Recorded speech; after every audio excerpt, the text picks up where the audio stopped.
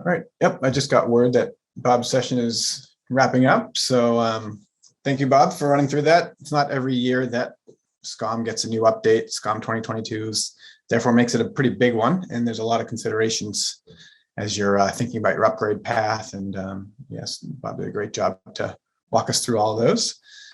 So what we'll do now is, as folks are trickling in, we'll get started in just 1 or 2 minutes. I just wanted to introduce our next presenter. So that's going to be Christian Heitkamp. I hope I said your last name right, Christian. So Perfect. The topic, thanks. The next one, so your topic's going to be healthcare, finance, and manufacturing success. Journeys based on SCOM management packs. Since I won't have a chance to introduce then Peter Svensson, who comes up after you, Christian. Peter's talk is going to be on integrating third-party systems into SCOM with PowerShell, which I know is something that a couple sessions ago, Richard Benwell talked about in his America's keynote, was that PowerShell chat from Peter. So yeah, what we'll do is, I think, just get right into it, recognizing the last section ran over. We'll make sure I have time to carve out thank yous for our sponsors in the next break and give you guys a chance to grab some coffee. But yeah, I'll hand it over to you, Christian, to take it away from here. Perfect. Thank you, Jason, for the introduction. And hello, everybody, and welcome. Good morning, good evening, or good day, wherever you are. So I'm really happy to be here today and show you the latest and greatest from NICE. And we decided to do this around a couple of customer success stories, basically to give you a bit of an impression, like what our customers are doing, how they're sized, and so on. So let me share my screen so we can actually get right started on that. Jason, just can you just feedback? Do you see my screen? Do you see me? The audio fine? The audio is okay. I don't see your screen yet. You don't see my screen yet, so I'll fix that right away. So you should come up right now. Yeah, there you go.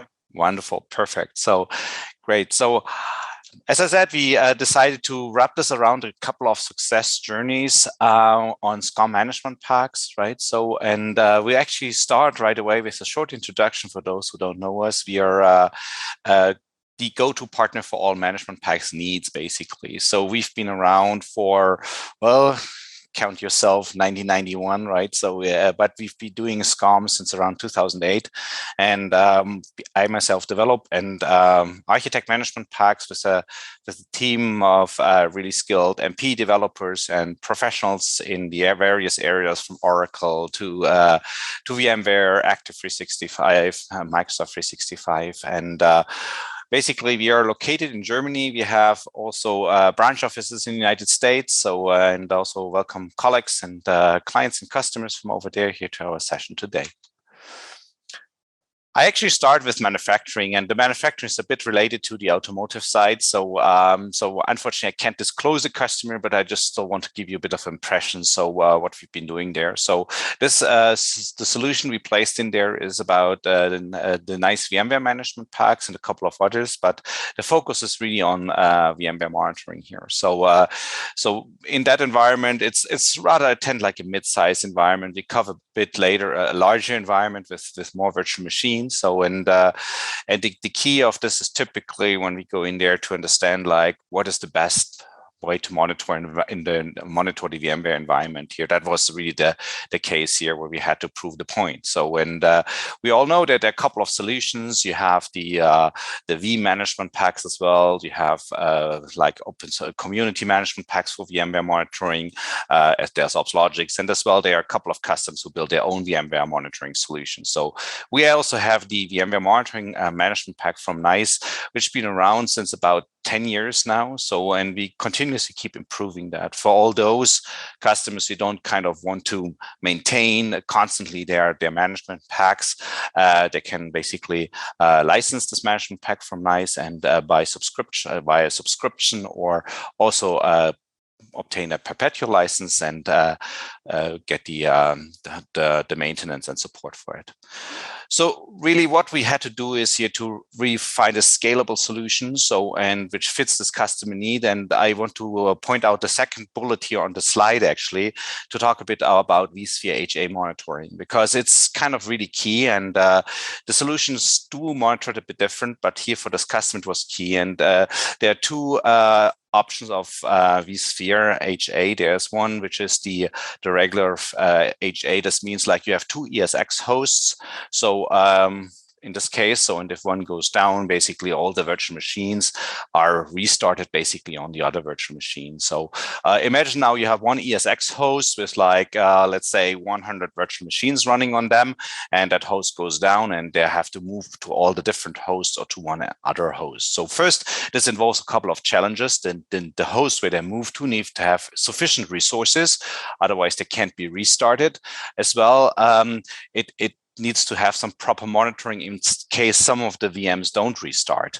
And as well, if they restart, then obviously the application that runs on those VMs might be affected. So there are a couple of specific detailed cases. Then if we just say monitoring, well, what are the details? And we all know the devil is in the details, right? So in that case, when the virtual machines move and they get restarted, we need to make sure that everything is in order after the restart as well. So we have implemented specific monitoring around that, which basically evaluates events from the vCenter. So vCenter basically keeps watches all the health of the virtual machines after the restart and after they move to the other ESXi system. And then they restart. So the customer then implemented the management pack. It was good, but then, well, it happened that in a couple of cases there, the ESX system went down. And well, in this case, there were 100 VMs running on that. And then there were 100 events coming in SCOM and informing that there was a restart or there was a problem. So in that case, actually, we see how we can improve on that. And we said, well, we need to get kind of a summary actually to understand that to have one event if like the ESX host goes down and then they get restarted on another host, that we can have a kind of a summary to understand basically what's been happening. So instead of getting like 100 alerts, get like more like a condensed, like a one alert, which informs us if there have been problems on some areas, in some areas. That is one case of Vsphere HA. So there's Vsphere fault tolerance, which basically doesn't restart the events, the VMs on the other ESX systems, but they basically move, or like all the memory is duplicated to the parallel ESXi host, and then basically without interruption runs on the other system. That requires really a lot of resources and also very fast connection between the ESXi host. Again, there's been additional monitoring implemented for that. So I don't want to really spend that much time to explain for the other points, but just quickly highlight a bit some of the items we have on here. So, well, snapshot monitoring is kind of standard. Like you have this in all management packs. It's also pretty easy to achieve. So with the different SDKs you have available.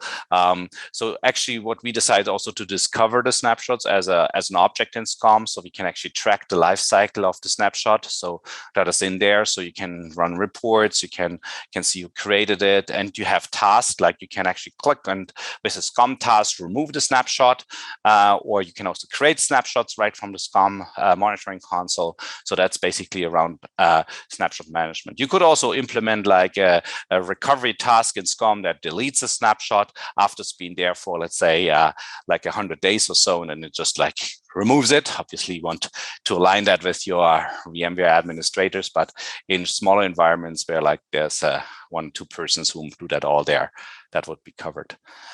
We have a bottleneck and noisy neighbor monitoring. Again, that's quite complicated. We do a lot of calculations in the background to understand what is going on, to give you the right alert at the right time.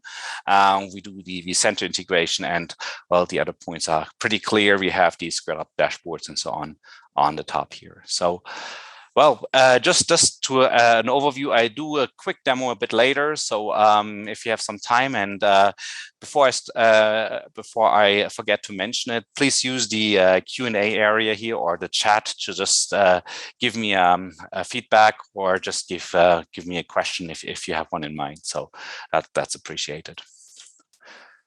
All right, let's go on, and I'll talk about the next success journey here. This is the customer from the finance area.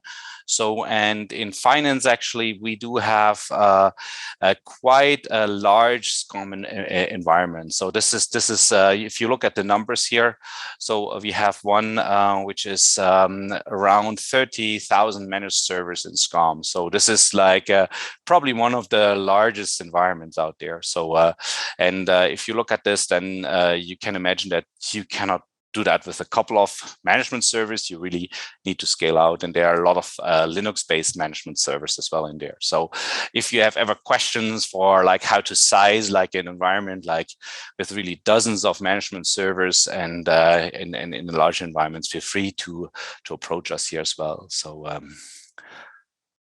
all right, and what management packs are in here? So this is very database centric. Well, it's finance, right?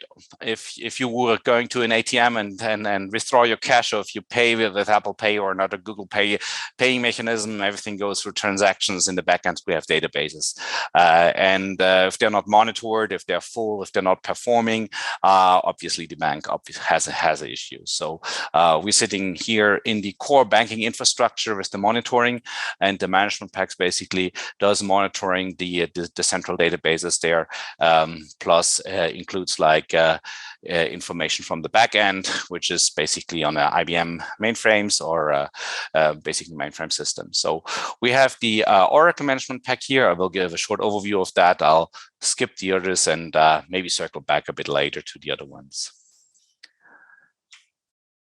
So as I mentioned, the Oracle management pack. So a few words on this. Again, there are options, but it's quite widespread. And the Oracle management pack is supported on all Oracle versions. It's also supported for the Oracle Autonomous Database running in the Oracle Cloud. So, and it does support like various type of deployments. It is agent-based. This is key. So the architecture is agent-based. So that's why we can scale across really a large number of systems. So if you have like, let's say 1,000 database systems, we can really scale across and make sure we can monitor without impacting the SCOM management infrastructure too much on that.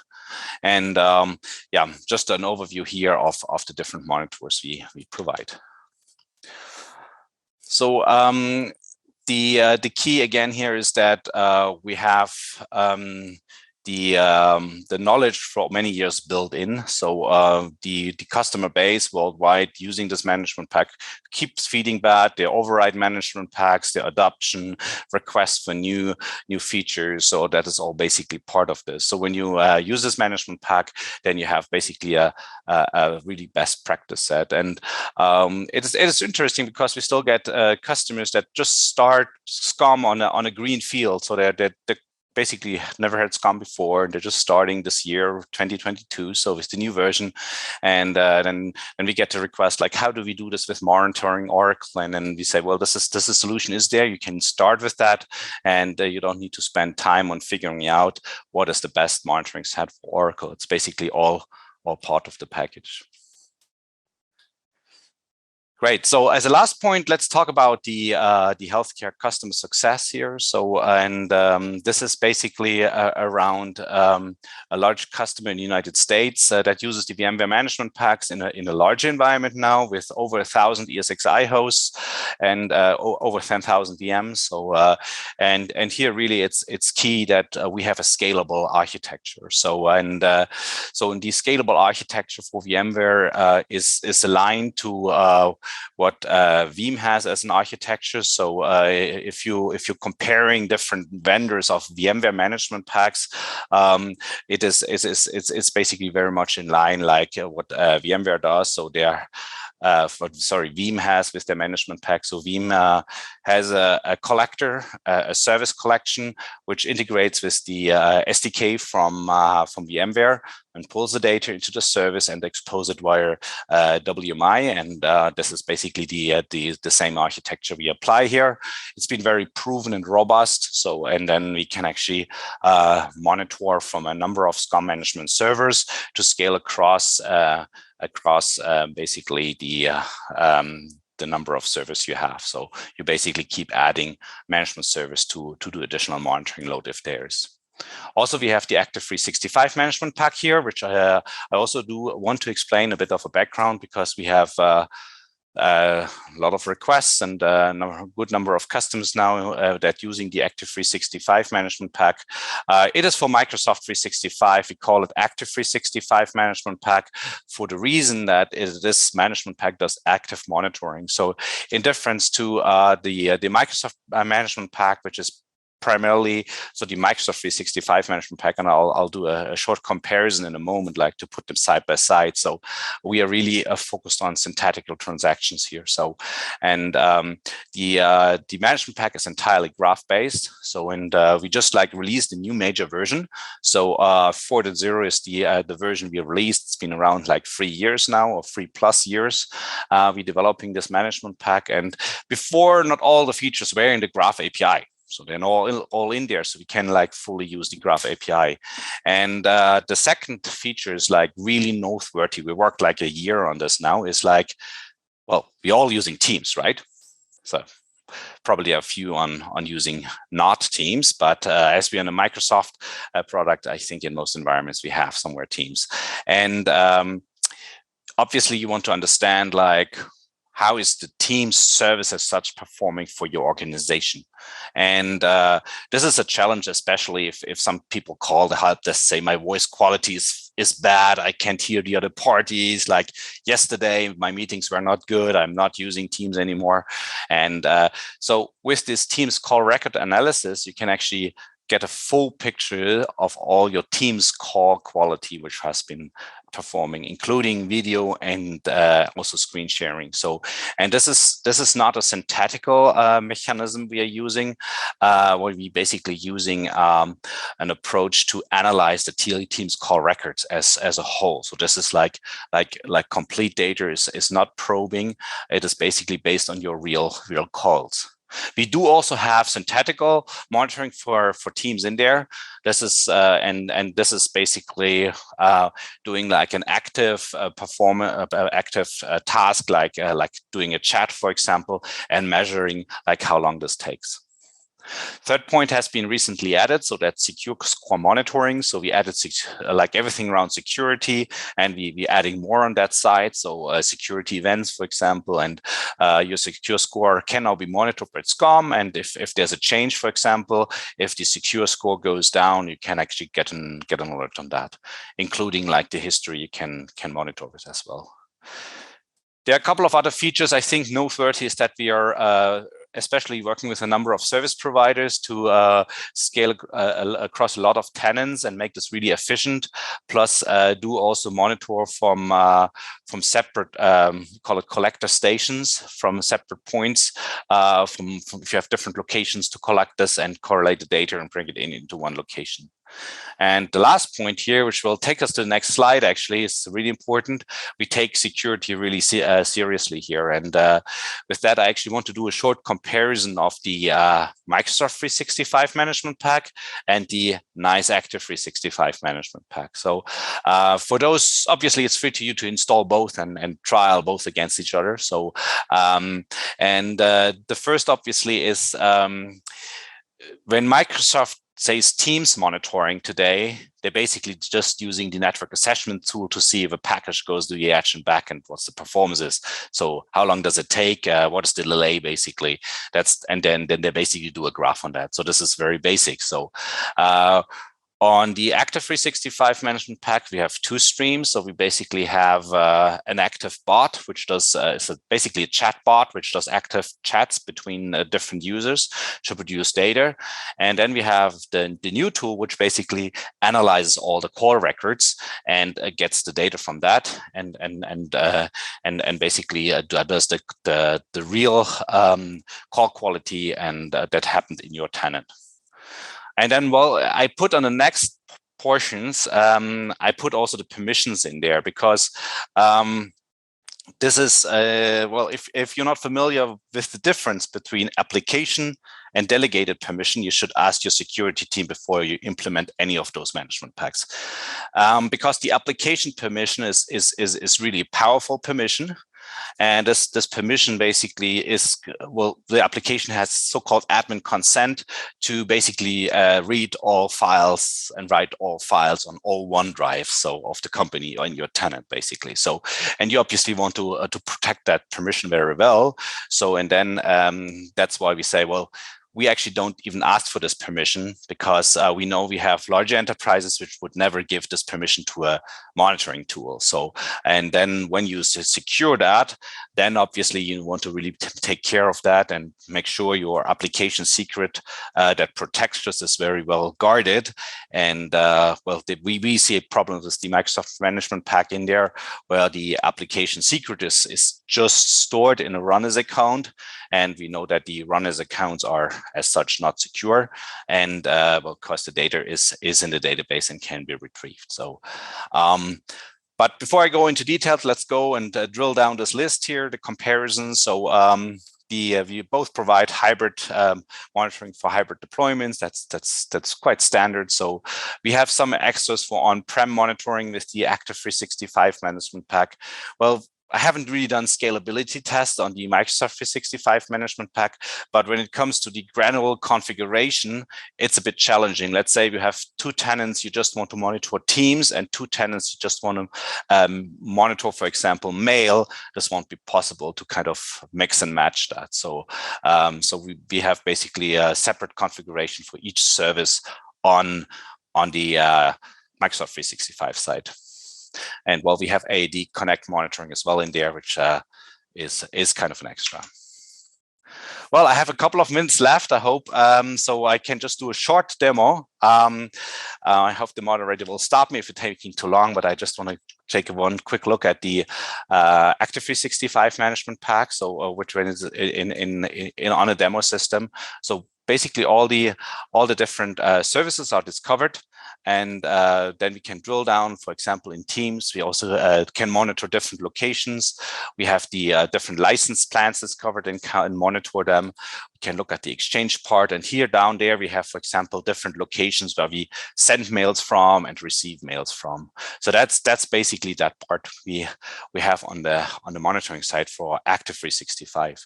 And let's say if we go for the Health Explorer, we see actually there's an impact on the service health status, and we get the details right in here. So, but with that, I think how I'm doing on time, I just go back to the moderator because I'm not 100% sure how much time I still have. Jason, quick feedback for me.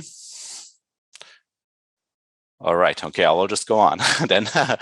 Perfect. So then on the VMware side, actually, we do have like also the service health model is very similar to what you know from other VMware management packs. We typically start at the data center level, and then we basically span across the different components we have. So we have virtual machines in here that are discovered and come up. We have the networks and the pools, and everything has relations to each other, which is really important because you want to know if one virtual machine on a specific ESX host has a performance problem, that it also impacts the other virtual machines on the same host. So that is basically key here.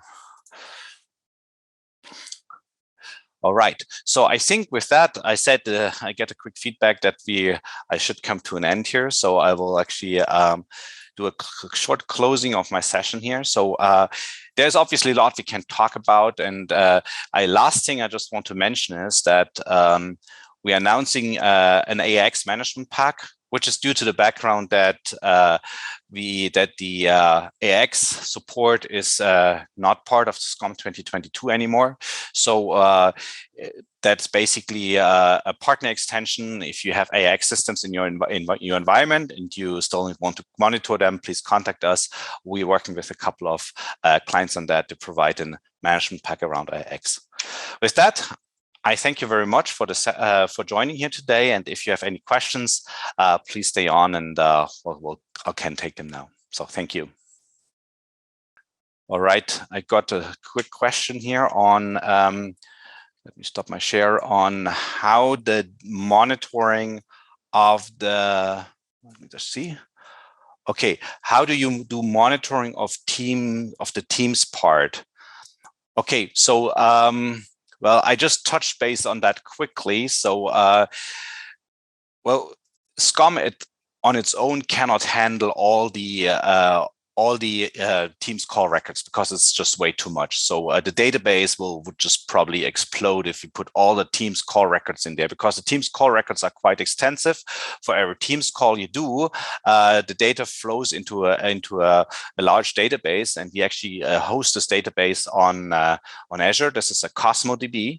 So when you set up a Teams call record monitoring or Teams call monitoring, you will need to have an Azure resource or Azure subscription, and we place a resource on that which has a separate database, and then we use Azure Functions to condense and take the data out of that and bring it in a metric format into the SCOM environment. So, and in SCOM you then basically see, and well, I didn't show this now, like to see the jitter or also the delay for your entire tenant consolidated. And if you'd like to answer the question, for example, which was the user yesterday with the worst Teams experience, you can do that. But that data is basically in the separate database outside of SCOM. So that also separates a bit the user identifiable information from the operational monitoring data. So you can have one person, like the SCOM admin actually has no access to that data, which user has the worst Teams performance yesterday, for example. And but there can be obviously an owner of the subscription that then can have and provide that data. You see, there is another question. Okay, Christian, we touched in an earlier session today. Did you pick up the idea to stop health service alerts in case ESX does disconnect due to a network issue? So we could do that. So this is basically the health service. Well, just to put it into context. So let's say if you have a Windows VM and you have an agent on that, a SCOM agent. This is the health service. And if that ESX goes down, obviously you get a heartbeat alert from that health service. So that's how I basically understand it. So there's an alert basically that from the VMware management pack that will basically alert that the ESX is gone. But typically, it depends a bit on the use case that when the VM actually moves to another ESX system or get restarted, then the health service will keep running. So this is the idea of Vsphere HA. So ideally, the VM is not dead after the ESX host goes down, because that is probably not a production use case. So at least the ESX I know is running in production. They're typically using Vsphere HA. So in that case, in any case, if you want to have a correlation there, you get the alert that the ESX is down. The VM has not moved. There's actually an alert that if VMs don't move or don't get restarted, so you can then basically correlate this to the alert that comes from the health service. So basically the heartbeat alert. So I hope this answers the question that's been here in the Q&A section. All right. Let's see if there's another question that came in. Okay, perfect. I think that seems to be answered. So I think with that, I'm done.